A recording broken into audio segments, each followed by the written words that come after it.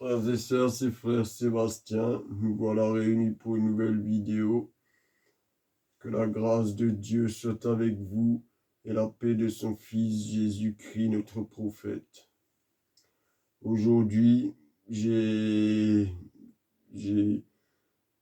considéré comme nécessaire de faire une suite à la vidéo que j'avais faite lorsque j'étais en train de travailler à l'exploitation du bois avec mon frère spirituel, frère Fabien, et où j'avais critiqué assez virulemment le RSA et tous ceux qui en étaient bénéficiaires. Je suis chrétien dans mon âme et la charité est pour moi une règle de vie parce que ça fait partie de notre religion, bien sûr, et à ma petite, à ma petite échelle, eh bien, je pratique la solidarité. Et toute société civilisée, qui plus est lorsqu'elle puise ses racines dans, dans la religion chrétienne, doit avoir un système de solidarité, ça va de soi. Ce que je critique, ce n'est pas tant les personnes qui reçoivent le RSA, c'est le RSA en lui-même, ou du moins tel qu'il est fait, tel qu'il a été conçu. Dans ma jeunesse, lorsque Mitterrand a créé cette aide, ça s'appelait le RMI, Revenu minimum d'insertion. Il y avait bien le mot insertion au bout. Ce qui voulait dire que les gens, malgré qu'ils percevaient cette aide, étaient, euh, étaient contraints, étaient, comment dire, étaient poussés à se réinsérer, à chercher du travail. Mais dans les faits, ce n'a jamais été la réalité. Alors, parmi les gens qui ont le RSA, il y a beaucoup de gens qui sont en attente d'invalidité, des gens qui ne peuvent plus travailler, je le conçois. Mais ce qui ne me plaît pas dans ce système, c'est que le RSA est devenu un véritable mode de vie. Un mode de vie pour les gens qui estiment que tout leur est dû.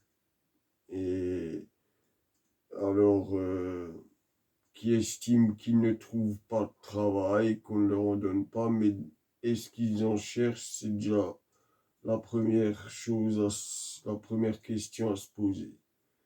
Alors, ce qui m'offusque aussi, c'est que lorsqu'ils parlent de paye, c'est une aide, mais ce n'est pas une paye. Le chômeur, lui, peut parler éventuellement de paye, puisque il a cotisé pendant toutes ces années de travail, et donc, légitimement, ce qu'il perçoit est un droit, vu que pendant ces années de travail, il a, on lui a pris des charges sociales sur sa paye, justement, pour les cas où il tombe au chômage ou pour tous les chômeurs de notre société. Ce qu'il y a, c'est que les bénéficiaires du RSA souvent ne cherchent pas de travail, ne sont même pas assignés à en chercher, ce que je trouve vraiment révoltant. C'est sûr qu'avec même pas 580 euros, c'est 575,62 euros apparemment. Après, je pense que ça peut différer selon les cas. On ne vit pas bien, c'est certain. Mais beaucoup de gens, de familles bénéficiaires de cette aide dont on parle là, euh, cumulent d'autres aides parce qu'il y a les Restos du Cœur, le Secours populaire, on va pas tous les citer. Donc, ils ne payent pas leur nourriture, ils ont l'énergie de première nécessité en hiver. Euh, Souvent, les loyers qu'ils payent, ils ont quoi, peut-être un tiers de la somme du loyer à payer, tout le reste est payé par la CAF. Donc, ce qui me révolte, en fait, c'est que quelqu'un comme moi ou tant d'autres, nous le petit peuple qui travaillons pour le RMI ou à peine plus que le RMI, hein, non, excusez-moi, pour le SMIC ou à peine plus pour le SMIC que le SMIC, eh bien, nous sommes presque au même niveau de vie que ces gens qui sont au RSA. Je connais plein d'exemples de jeunes de ma génération qui ont aujourd'hui 40 ans, qui n'ont pratiquement pas travaillé, si ce n'est jamais travaillé, et qui osent dire qu'ils sont feignants, euh, ou qui ne veulent pas travailler pour 1 200 euros. Euh, D'ailleurs, moi-même, croyez-moi que travailler pour une telle somme alors que le 15 du mois, eh ben, on est déjà dans le caca, hein, pour le dire clairement. Et ça, c'est la réalité de millions de Français qui travaillent, hein. Eh bien, on n'a même plus envie d'aller travailler. Donc, certaines personnes même abandonnent, quoi, baissent les armes et se disent je reste à la maison, j'ai tout autant à gagner que d'être smicard et vu les prix en inflation actuellement de tout, que ce soit les matières, les denrées alimentaires, le carburant, n'en parlons même pas, eh bien, on s'appauvrit de plus en plus. Est-ce que cette situation, est-ce qu'on peut continuer à se taire sans se révolter? Je ne crois pas. Et quand je regarde ma fiche de paye, je vois qu'il y a énormément de charges sociales qui sont prélevées. Alors, je n'ai rien contre la solidarité. Elle a toujours existé euh, dans une civilisation évoluée. euh, et c'était déjà le cas de Rome, parce que peut-être vous ne le savez pas, mais tout citoyen de Rome avait le droit à sa miche de pain journalière, et c'était en soi, pour l'époque, une aide sociale. Ce qui me dérange aussi, c'est, alors il y a ceux qui ont, on va dire, qu'ils ont laissé leur fierté de côté et ne chercheront jamais de travail, se contenteront de ces 575,52 € en cumulant bien sûr les aides alimentaires et tout ça. Et ils reçoivent encore un chèque à Noël, alors que beaucoup d'employés ne perçoivent des clopinettes à Noël, hein, parce que ça c'est toujours au bon vouloir du patronat, hein. Donc non, et même il y a encore un autre paroxysme, c'est que ces gens-là sont les gens prestataires du RSA, ont ce qu'on appelle la CMU, la couverture médicale universelle. Et donc, ils sont même mieux soignés que le petit travailleur qui galère à clôturer ses fins de mois, quoi.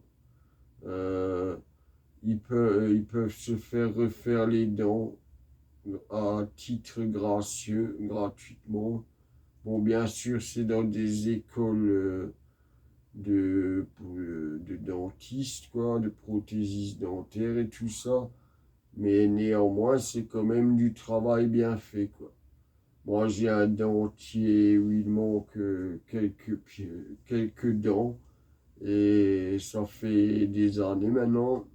Je suis pas encore édenté. Heureusement, j'ai les dents de devant qui sont correctes. Mais derrière, c'est lamentable. Et je ne vais pas chez le dentiste. Pourquoi? Parce que il faut avancer le chèque, même si par la suite on est remboursé d'une bonne partie de la somme. Le chèque, il faut le donner. Et si à ce moment-là, quand le dentiste le débite, et ben vous êtes à découvert, et ben ça fait un chèque sans provision, donc des agios et tout ce qui va avec, quoi. Euh, qui vous plonge toujours plus dans la misère. Moi-même, je me demande des fois pourquoi je vais travailler.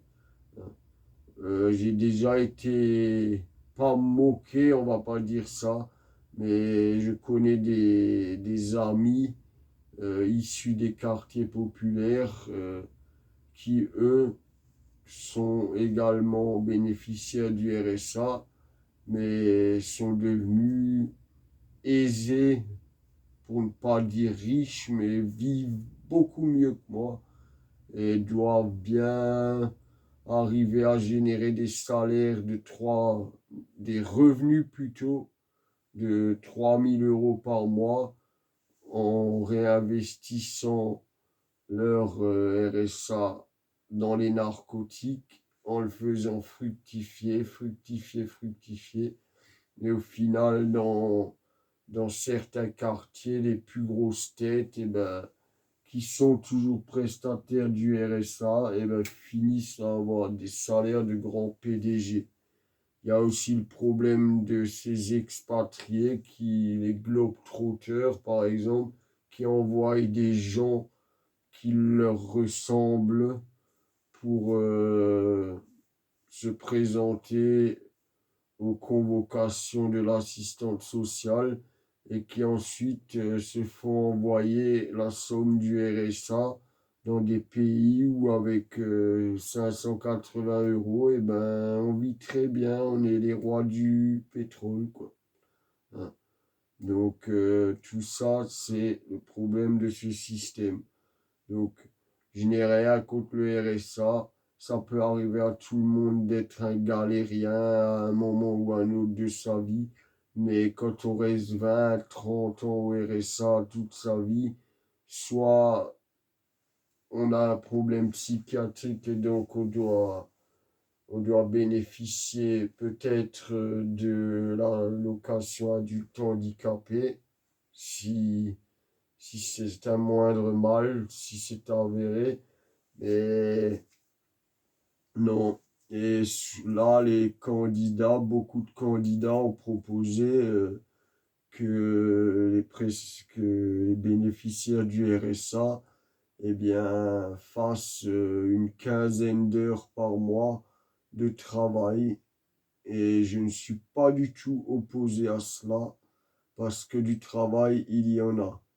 Et, déjà, rien que pour la partie écologique, je suis pas un écologiste, hein, mais il y a des rivières à nettoyer, il y a beaucoup de choses à faire. Bien sûr, ces gens devraient être encadrés, mais j'estime que même si c'est très peu, 580 €, mais il faut toujours se dire qu'à côté de ça, il y a des aides, hein, et pas des moindres.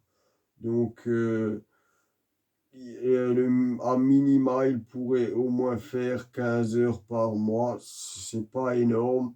Et ça pourrait même leur permettre d'acquérir un savoir-faire. L'un ou l'autre savoir-faire, c'est égal. Il y a tant de domaines où, où il y a du laisser-aller de la part de l'État, eh bien, ceux qui profitent, eh bien, peuvent aussi montrer un peu de remerciement. C'est ce que je pense. Donc, voilà. Alors, ce qui m'énervait encore plus, c'est vrai que je me suis mal exprimé dans la vidéo. Je dis pas que tous les gens qui ont le RSA sont des feignants. C'est rien que quand j'étais une fois au chômage dans ma vie, à l'époque, et encore aujourd'hui, je ne suis pas un spécialiste de tout ce qui est Internet, réseaux sociaux et manipulation informatique.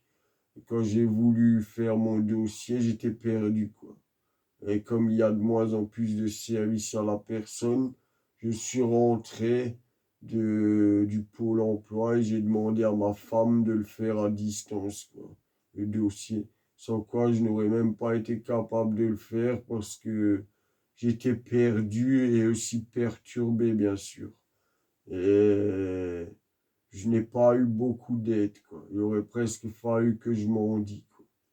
Donc, je trouve que depuis qu'on a restructuré tout ce qui est organisme pour la recherche d'emploi, ça va de pire en pire. Il n'y a plus de service à la personne et il faut presque avoir un diplôme pour pouvoir passer une formation, pour pouvoir avoir des chances de trouver du travail.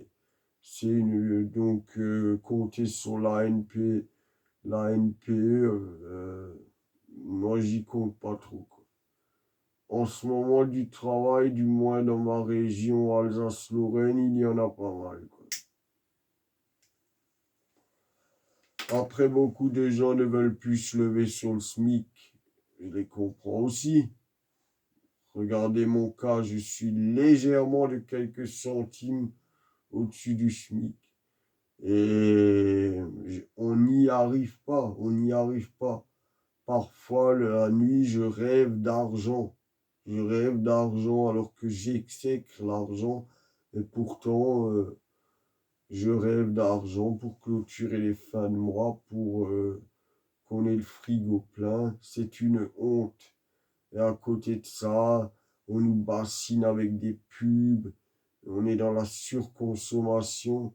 C'est pour ça qu'on a tout à envier aux générations qui nous ont précédés et surtout aux baby boomers des 30 glorieuses parce que c'est Macron a dit il y a 2 ans, je crois, ouais, vous traversez la rue et vous trouvez du travail. Lui, peut-être, et encore parce que personne ne voudrait sortir une paye comme il l'exigerait.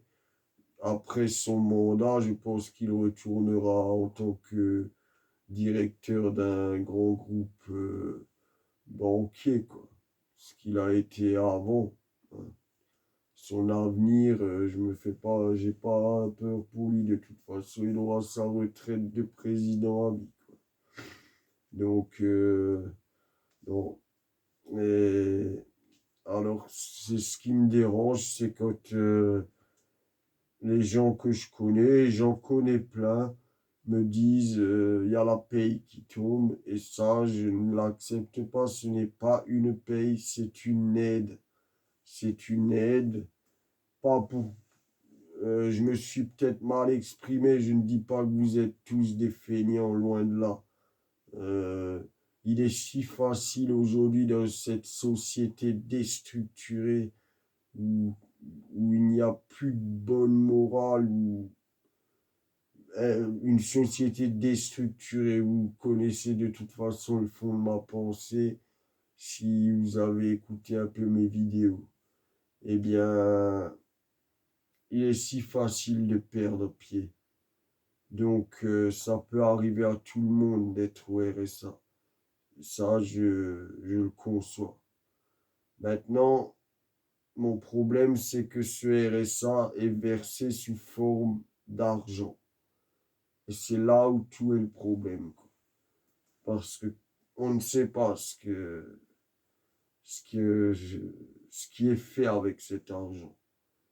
Moi, j'estime que le RSA devrait être distribué sous forme de chèque euh, qui serait exclusivement utilisable pour ce qui est des denrées alimentaires, éventuellement pour faire le plein de sa voiture, surtout si c'est pour essayer de retrouver du travail, mais pas de l'argent liquide, une forme de bon de rationnement, quoi, des tickets ça s'apparenterait en gros à des tickets de rationnement.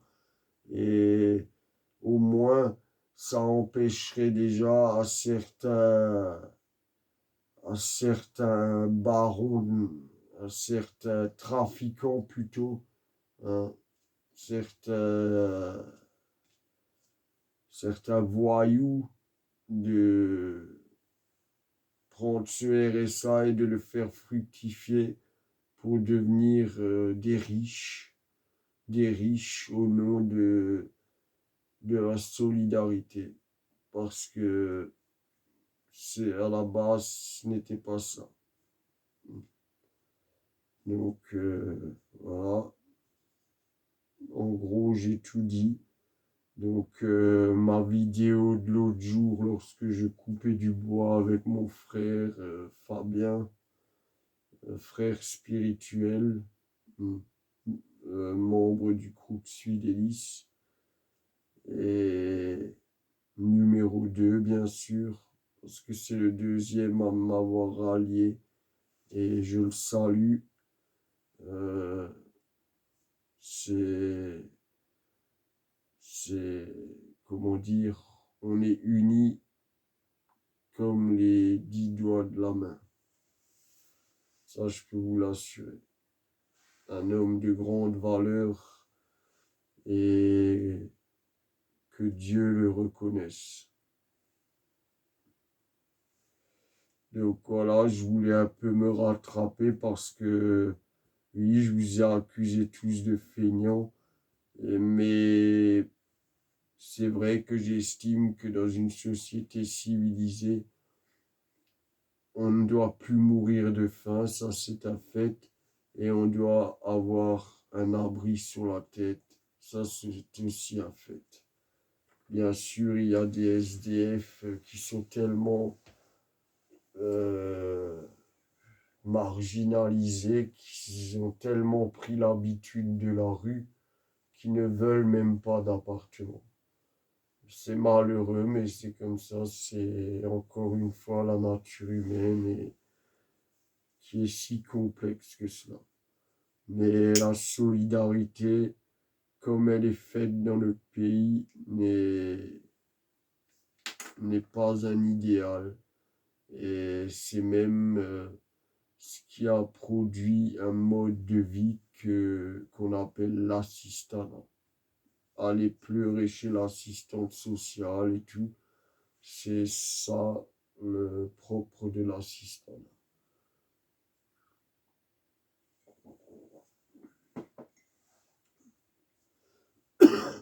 Sur ce, maintenant, je vais conclure pour saluer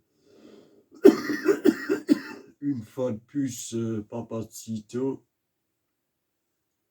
un chevalier de cette nouvelle ère si sombre, qui redevient si sombre avec le retour de la guerre en Ukraine et puis ce Covid qui nous attaque, les saisons qui sont totalement détraquées.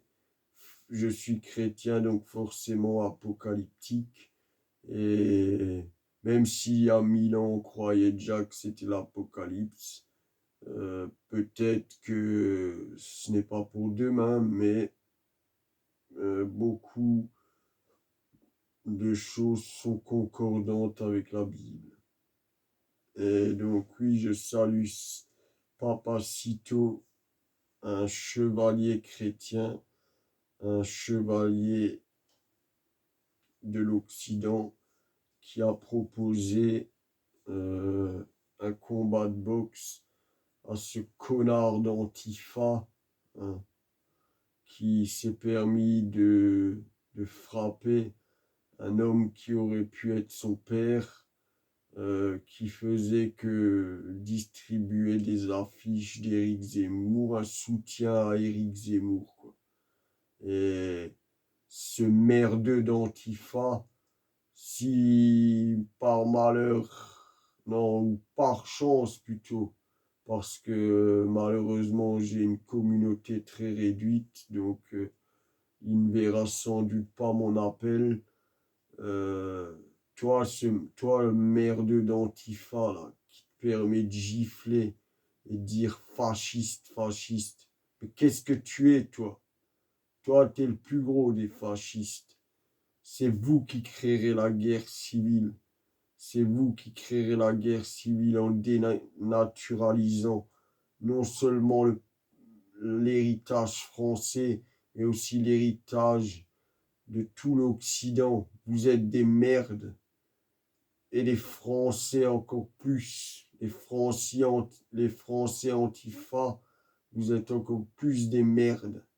Parce que vous êtes des alliés de l'ennemi, de cet ennemi qui veut le grand remplacement, qui est une réalité. Et lorsque vous ouvrirez les yeux, ceux qui ne voulaient pas le voir, il sera bien trop tard. Donc, remerciez des gens comme moi. Moi, je peux te dire que j'aurais été à la manifestation, à cette manifestation, et tu aurais molesté un grand-père devant moi, hein, qu'il soit facho ou pas, c'est pas ton problème. Toi aussi, tu es un facho de ta mouvance d'extrême gauche, mais tu es un fasciste aussi, et un extrémiste aussi. Et en plus, c'est toi qui montes la violence. Donc, tu veux te présenter en moralisateur, c'est facile d'attaquer quelqu'un qui a 3 têtes de moins que toi, hein, et qui est usé par l'âge, et qui a sans doute bien plus travaillé que tu ne travailleras jamais dans ta vie. D'ailleurs, j'aimerais bien savoir si même tu travailles. Hein.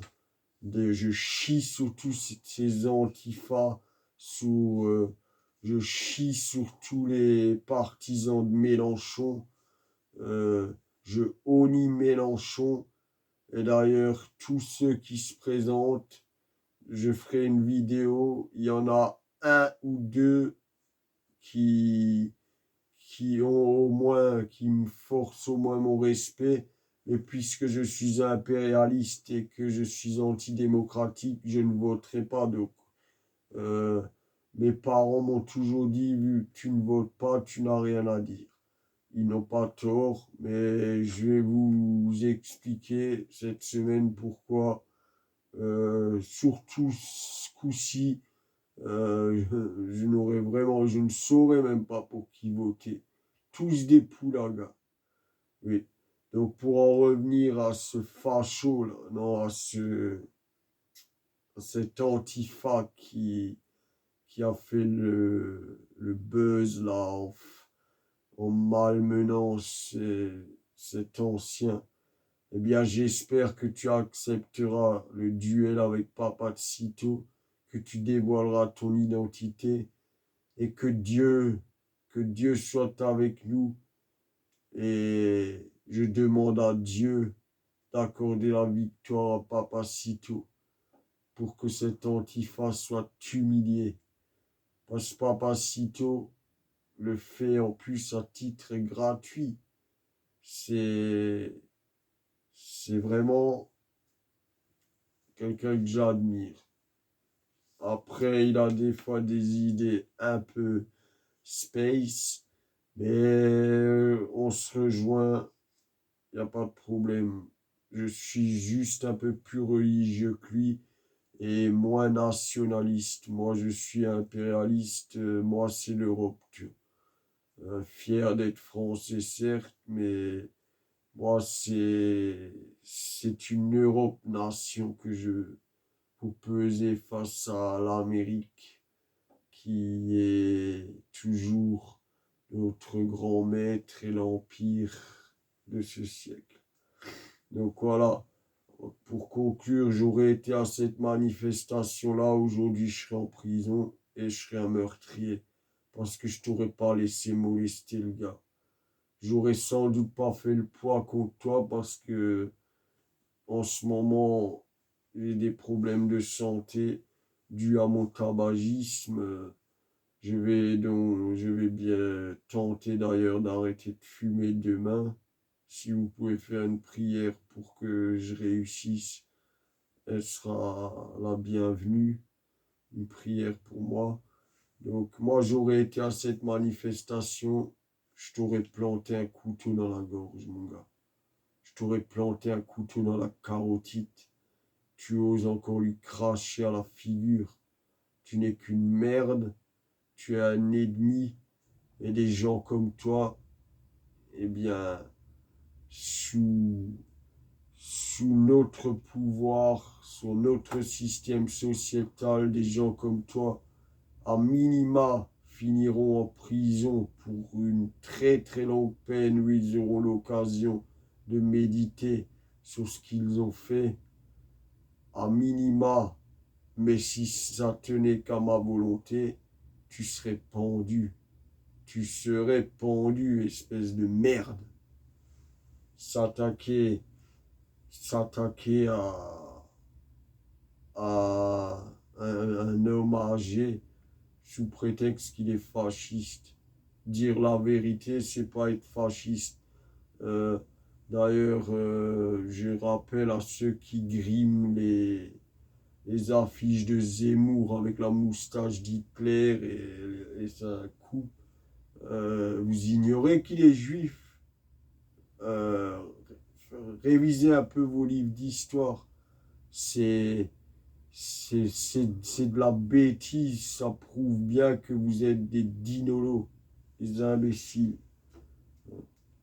Et c'est pareil, pour en revenir au RSA, il y en a qui vont dire ouais, mais je suis victime de discrimination, bon, jamais tout. Et moi, vous croyez que j'ai jamais été victime de discrimination avec ma voix, mon accent gitan, hein? Je parle doucement et souvent, ben, un patron va se dire que je travaille aussi doucement que je parle.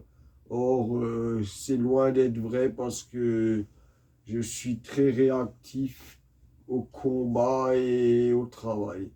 Donc, je suis une boule de nerfs, mais ça ne se voit pas quand je parle, c'est sûr. D'accord? Mm. Donc, stop à cette connerie, hein. C'est pas parce que on dit les choses qui dérangent qu'on est des racistes. Et moi, j'ai grandi avec des musulmans. Et je peux vous dire que s'il y a des racistes, eh bien, chez nous, eh bien, il y a aussi des racistes chez eux. Ça n'en manque pas, quoi. Ça, je peux vous le dire. Parce que des anti-français, des racistes, le racisme anti-français existe. Et je ne veux pas mettre à l'amende la communauté musulmane. Il y a des musulmans respectueux des hommes et comme il y a des chrétiens non respectueux des hommes. Mais ces antifas, et, mais qui sont un peu la garde prétorienne de Jean-Luc Mélenchon, sont, sont à l'extrême gauche que les skinheads autrefois étaient à l'extrême droite. Alors merde, je vous le dis sincèrement, merde, c'est vous qui provoquerez la guerre civile si vous continuez. Parce que vous aurez des gars comme moi, comme Papacito et comme bien d'autres, croyez-moi, parce qu'il y a des forces vives qui vont vous mettre la gueule en sang. Vous n'êtes pas les seuls à avoir fait du sport, parce que la plupart d'entre vous, vous travaillez jamais. vous êtes des mecs de banlieue et tout ça. Et Mélenchon, gare à toi, toi qui protège l'islamisme et qui veut désarmer la police, mais dans quel monde tu vis? Hein? Tu protèges l'islamisation, tu es toujours là à les caresser dans le sens du poil. Mais quand tu auras pris le pouvoir, eh bien, eux prendront le pouvoir après. Après toi, c'est eux qui prendront le pouvoir. Ils se débarrasseront de toi, tu leur auras servi leur cause, et c'est comme ça que le grand remplacement arrivera avec des vendus, des gens qui ont honte d'être occidentaux.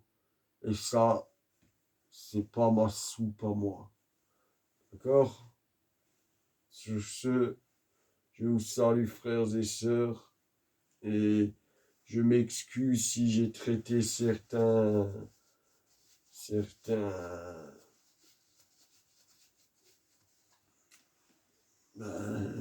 bénéficiaires du RSA de feignants. Ils ne le sont pas tous, mais une grande majorité. Et c'est vraiment devenu un mode de vie, et cela changera. Cela doit changer, cela ne doit plus être donné sous forme d'argent, mais sous forme de bons pour servir à des choses nécessaires pour vivre. Par exemple, pas pouvoir acheter d'alcool. L'alcool, c'est pas nécessaire pour vivre. Euh, pour nourrir ses enfants, et voilà. L'alcool, ça doit rester un petit luxe pour celui qui se donne du mal, qui se réveille le matin, alors il voudrait aussi rester sous la couette bien au chaud. Parce que malgré tout, il faut le reconnaître, la France est un pays où le travail est presque considéré comme une aliénation. Et ça ne peut plus durer. Sur ce, frères et sœurs, je vous salue, je vous souhaite le meilleur, et j'espère que vous ferez tourner les vidéos, parce que en ce moment j'ai le chiffre 6 abonnés, et ça me plaît pas.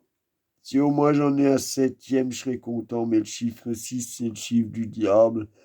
Donc, ou alors qu'il y en ait un qui se désabonne, ça m'arrangerait presque que je sois à 5, mais le 6 c'est un chiffre que j'exècre, et je pense pas euh, être un serviteur du mal, bien au contraire.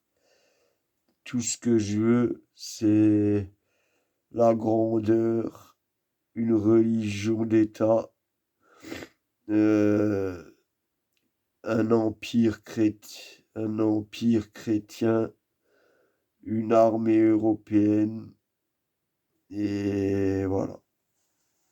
On va s'arrêter pour maintenant, et j'aurai une autre vidéo là cette semaine. Je suis en vacances, j'aurai le temps d'en faire un peu plus. Sur ce, je vous salue frères et sœurs, à bientôt, et le meilleur pour vous.